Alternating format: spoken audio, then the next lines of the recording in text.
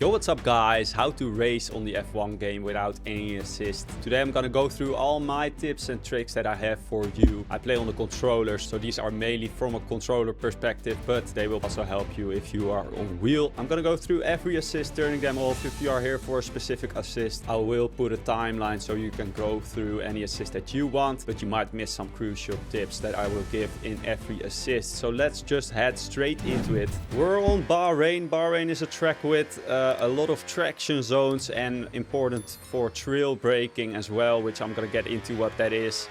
Let's head into the assist. I play with no assist. Starting off with steering assist, I think you should start off with turning this off straight away. Only if you're like a toddler or a grandma playing this game, this might be a useful assist. I don't think I need to elaborate much on this. I will go into some more steering tips when we go into the racing line. But steering and braking assist, both of these, you want to turn this off. You want to be in full control of the car. Then we're going to start off with ABS. You probably might already know what ABS is, but ABS basically allows you to brake without locking up the tires, as you can see by this example here. If I turn it off, now you can see, there you go, the tires are locked up. With these assists, I will first get into how it works, because if you understand how it works, it will be more easy to actually apply the tips that I will give after to actually go racing without it. So I will get into some braking tips. First thing is turning this off. What will happen in the race? First, you will try to steer and you will lock the car. The car will not turn. As you can see here, the car doesn't turn if you lock the tires. So how it basically works is the mechanism of the brakes. So you have a round tire that wants to roll on the tarmac, and then you have the brakes that will hold on to that tire, allowing it to slow down the roll of the car. Now I will again give the bicycle example. If you are going really slow and the holding on to the tire is too big, the tire will lock. Now if you're going really quick and you hold on to that tire firmly enough, it will first not lock up yet. So that means the slower you go, the less you want to hold the tire. And this is why you want to trail brake into the corner. Now look at my braking inputs, alright? As you can see, I'm in 50, going down to about 5%. And now this next corner is really important for trail braking. Trail braking is basically that you release the brakes going into the apex. So as you can see here, look at my braking input. We'll go fully braking and into the corner. As you can see, I'm doing it for an example. I slowly release the brakes. As again, this is 100%. I slowly release the brakes as we get into the apex. The reason this is faster as well, obviously locking up the tires will be slow, but going into the apex and every corner, especially the heavy braking zones, this is very important. But also in a corner like this, you might want to go 5% braking, as you can see there. So you really have to get used to braking a little bit. As you can see, Bahrain is the perfect example, and I've gotten a lot better with these inputs. As you are gonna just look at my input there, especially this corner is really hard to get it right. What will help you, and why you sometimes see the esporters as well go into like 5% braking, it will help rotate the car basically. Basically, as a little tip, you want to always be on either the throttle or the brakes. As you can see the braking input, you will also see the braking input of the really fast guys. Really learn from that. You want to always be on the throttle or the brakes, because if you are not, you are losing time. Because if you are in the corner and you apply the brakes, the car will rotate more as you brake, even if you brake a tiny bit. So that is why you want to trail brake. Now, how do you actually practice it? How do you actually learn this? With all the assists, I'm gonna say this, it's just doing it. But to practice this, you want to really be mindful at first. You want to be really mindful and thinking about my finger, and either it will be your foot or your finger. Slowly releasing that brakes into the corner. Do not focus on being the fastest as you can yet, but just getting that control of your feet or of your finger down. Get to grips with the control. Also a little tip is, the more you steer, the less braking applier you want. As you can see here, we're steering a little bit, so we cannot go full throttle. And then into the corner we steer a lot of steering lock.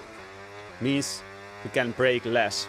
And it's quite simple. If you're braking too much, the tire will lock. So you know for the next time that you go through there, you have to be on less of the brakes. Now this game is especially hard on the brakes, so this will be a crucial thing to master. on this game. And I think that's about everything that I can give for the braking. So we're gonna go on to the next one, which is a quite big one and quite a struggle at first for everyone that is gonna turn off traction control. So you start out with full. I will always recommend for any assist that you turn them off gradually. Do not turn them all off at once, except for the steering and braking, of course. Turning them off gradually will actually enable you to understand it completely. It will not pressure you. It will not make it harder for yourself. Of course, if you have experience in the racing games, you can do it quicker. Traction control will gain you so much time. So you start off with full. I would first advise you to just go to medium, get medium down, and once you've got grips to it, you will turn it off. Now, how do we learn traction control? I will first explain traction control. It's quite easy. It will control the traction for you, which means that on this exit I can go full throttle and I will not lose the rear of the car.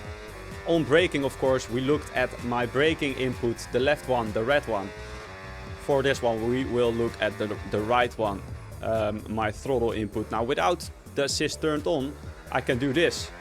I can go full throttle in second gear and I am not losing the rear of the car. The game controls the traction. So if we turn it off here, you will see what happens if we go full throttle in second gear. As we're gonna go into this corner, we spin out completely. Now, this is one of the advantages that you might have as a controller player, because you feel the vibration in your controller, feel that you lose traction more easily than if you have a wheelbase. So we have to use this advantage. Now, how do we go about learning this? It's quite the same as the braking, but it's the opposite around. You now have to apply being very smooth on the throttle at the exit of the corner. So as you're gonna see here, we're gonna go into this corner. Then we're going into third gear, and then you can see the throttle input that we do. Now, one thing that you're gonna see if you get quicker and quicker, and this is only something that I learned not that long ago, is something that the esporters do, and it is throttle jumping. Here you can see me, if we just pay attention to my throttle input, not throttle jumping is just being gradually from 0 to 100. Throttle jumping is that you immediately go to about 50 or even 70%. I'm trying it here, even 70%, and then you can feel the car. Now, this is something that works really well in these F1 games, as well as the braking. Learning this is the best way, is just being very mindful of the throttle, being very mindful every corner on the throttle. If you are used to traction control, this will be so long to learn, because finding the limit is very hard if you are without traction control. And if you are so used to just planting the throttle to 100% every time, then you would just spin out. It's also very damaging if you spin out. If you are locking up, for example, it's not that big of a deal. You will lose a lot of time. But if you are spinning out, you are losing so much time that it is very dangerous. That is why at first you just want to be very much under the limit and not spinning out. That is the first thing you want to master, is being off traction control and not spinning out. And you will first not be at the limit, but that will come. Also, a tip that you can use for every single assist is look at world records. Look at world records. World records always show pretty much the fastest way around the lap. And also show the throttle input and braking input. So if you see them, for example, for this first corner, sometimes you will see esports go third gear. Some people like to use second gear. Still have to see what is actually faster. If you can see that he's full throttle and then lifting through this left-hander, you know what is the maximum. You know what is pretty much the limit. Now, if you are not at an esports level, you have to realize that you're not yet at that level, you know. So be under the limit. Be a little bit under the limit. And if you look at your own hot laps, see where you can improve on this throttle and braking input. But turning it off, main thing is try to be mindful, focus on it really being smooth on every exit, and throttle jumping. That's my main tip on being actually fast with it. But I would say if you are just turning it off now, don't yet think about any throttle jumping. Just be very gradual in your throttle input. The more gradual you can be, as you can see that, the more control you can have. If you just have to be able to be gradual with your finger, you know. If you can be very precise using the throttle input, if you are racing, you know exactly what you are doing. That's the same with braking. If you're not able to do this yet, not many people can hold the brakes like this for at 10% and at 1% if they want to. So that's a skill. You have to get used to being able to do that. You will only get there by doing it and being mindful for your inputs. Now, being mindful is very important, but then if you get to that qualifying stage where you have to be on the limit, then of course you can put it on the back seat. But if you are just trying to learn this, be mindful, and then eventually if you are just racing and not mindful from it, things will connect automatically. So we're going to go to the next assist, which will be the dynamic racing line. I would straight away say that you should do corners only. I used to prefer 2D because I didn't like how much the line kind of blocks in the road and it distracts a lot. But if you want 3D, it's personal preference, I guess. But we're here to try and teach you to turn it off completely. Now, how do you turn off the line? I think you should save that for the very last. I think you should also save it if you are really able to put in the time to learn no assists, because this will take you the longest, because you will actually have to learn every braking point in every track. If you are new to the game, you don't even know how every track goes. So that is very hard to master straight away. If you are used to the game, if you are quick with racing games, you can turn it off. But I would say turn it off at the very last, once you are comfortable using the rest of the assists off. Now you can also throw yourself in the deep end and learn this along the way. But how do we learn without racing line?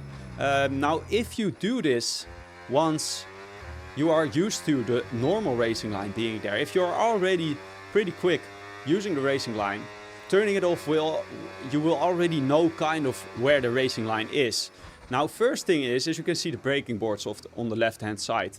The first time you will turn it off, you will have to learn every braking point. Now, there are many track guides online for every track that I would advise you to look at, and many people will tell you what they use as a reference, because you need references for every braking point. It will make it a lot easier if you use references, especially at the start. So as you can see here, coming up, we have the curb on the left hand side and the 100 meter. Now the braking point for this very turn is right between this point. Now you have the braking point, but you also have the point where you turn in. And if you don't know where the natural point of turning in is, you basically have to understand that for a corner where you want to have the best exit, you want to turn in as late as you can. Because the later you turn in, the better exit you can get. Because if you look at my line here, if I turn in really late, I will be on the inside for this very next turn, and then I will get the best exit possible. Now if I turn in really early, for example, now this is very much exaggerated, you can see there's no way I'm on the inside of the track, meaning my exit will be hampered. So first you need to learn all the braking points on every corner, which I will say use track guides for it. And then for the turning in, you will just use this along the way, but if you are used to the game, this will be something that comes natural. But as you can see, you look at the apex, then you just turn in, throw the car in, and there you go. Now another tip for this, as with all the tips and with everything in racing, I would strongly advise you to actually league race against other people online. The AI is just it's just weird. The AI just always races like an AI, and an actual person is, in my opinion, much more fun to race against. And only in league races you can actually have proper racing, and these open lobbies are usually not the greatest. You can also practice in open lobbies as well, but I would strongly advise you to do league racing to learn this stuff. League racing will also allow you to just have one track at a time that you can practice for before the race, and once you got that practice down and you have that race done, you have the next track that you can focus on for a week and practice. And you will take this practice to the next time you hit that track. Another tip you can do is turn the racing line still on, brake for the car, then go into replay mode and just look at where you broke. You see, oh, I broke here. Okay, you can see the curb on the left hand side is somewhat around the braking point on this track, as you can see. So we can use this curb as a braking reference. Now sometimes, as I said, there might not be a reference, But a lot of the time, it almost looks like the game purposely put a little board somewhere so you can use it as a reference. So that is a little extra tip that I'll have. Now, this will just require a lot of practice, but it will enable you to also be much better in side-to-side racing. Because if I have a car on my inside here, I know where to brake. I can just focus on the car, and I don't have to focus on the big line that is annoying and in the way of the racing line. Another thing with the racing line that you will get is the racing line is not the fastest line. As you can see here, we went to the inside there. Now I'm willing to bet that the racing line does not know when you can cut a corner or when it can't. So that is also why it will be quicker if you either you race compared to the racing line and then you will be quicker, or you race just without the racing line. So I hope those tips were a little bit useful. I am rambling. I'm rambling on, and I'm going from one point to another point, going pretty much everywhere at once. But we're gonna head into the next assist, which is manual gearbox. Automatic, manual, and suggested gear and gearbox. Now, I've never used suggested gear, but it could be useful when you start using manual. Now, manual is one of the easiest assists to learn. It might look very daunting at first, but it is very easy. I would promise you this will be, you will get this down so quickly. It will also enable you to get faster, more so than you might think initially. Because as you can see here, we're downshifting, and when we are going into the corner, we can dictate when we downshift instead of the game dictating it. Now I'm gonna try and show you an example how much downshifting affects the car. As we're gonna go to 4th gear, I'm gonna go into 3rd gear. Now you cannot really see it here. It's especially when you go really slow that you can really feel the car. As you can see a little bit, when you shift down or up, it affects the car.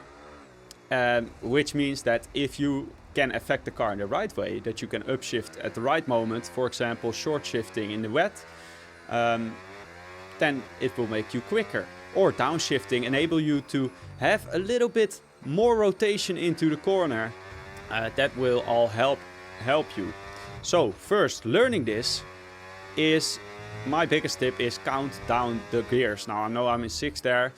Here I can say I'm in 3rd. As I click, I know 4th, 5th, 6th, 7th, and then downshifting 1, 2, 3, 4, 5. Then I'm counting in my head how much I click the button. So you will also have to learn which gear to use in which corner. Now this will come natural because you will understand that if you can go quite quickly here, you don't want to use 2nd gear, obviously.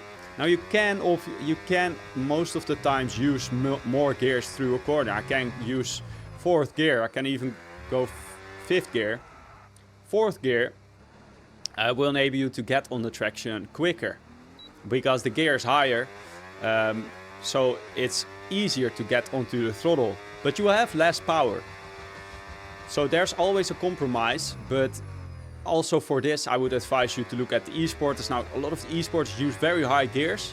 As I'm on PlayStation on the controller, often I still like to get that extra power from the 2nd gear. It does feel quicker.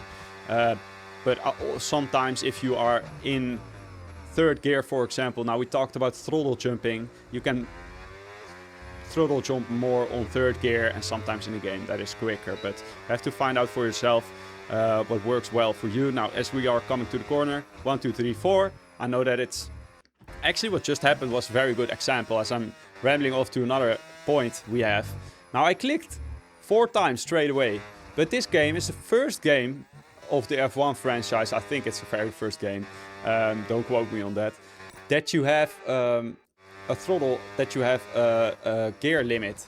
So you cannot go, okay, this time we're going slow, but if you're going quick, if you're going too quick, you cannot keep going down onto, you cannot keep going down in the gears, which is why you have to be a little bit slower on downshifting, as we're gonna go through 7, 1, 2, 3, 4, and then we know that we're in 3rd gear.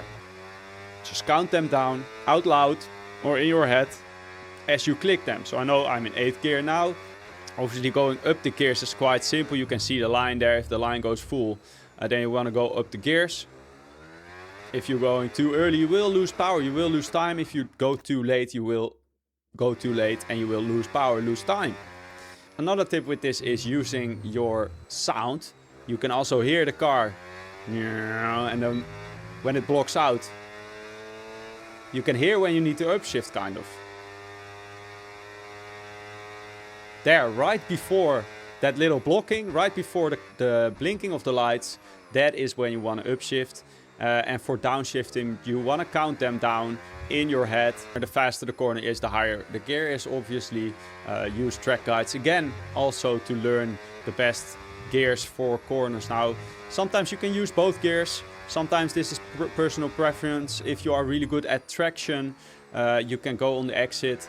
You can go to a lower gear maybe, but you can find out for yourself which works better for you. All right. Let's go into assist. Now that is basically all the assist. Now pit assist, that is something in league racing that is always off, so you don't have to do anything going into the pits. Pit release assist, I think the only thing that you have to do is press a button to pit at the right time. And then ERS boost and DRS mode assist will let the game open your straight mode, front wing and rear wing, and will let the game use your battery. I don't think you should turn them on, because I think you can learn it without it. But also for me, it was getting used to controlling so much of the settings. Now, as you can see, I have to turn on the button there, and you cannot see my brake bias, but I can also change my brake bias in the game and everything. And that is also down to my button mapping and the settings that I have. If you learned something from this video, go ahead and smash that like button. I hope I could give you guys some tips. Alright, there you have it. That's all the assists turned off. You will now be loads quicker on the F1 game. If you're struggling with something else, please let me know in the comments. Maybe I can make another video about it. If you want to know what my input mapping is and the settings that I use on the controller, go ahead and watch the video in your screen right now. And I'll see you guys next time.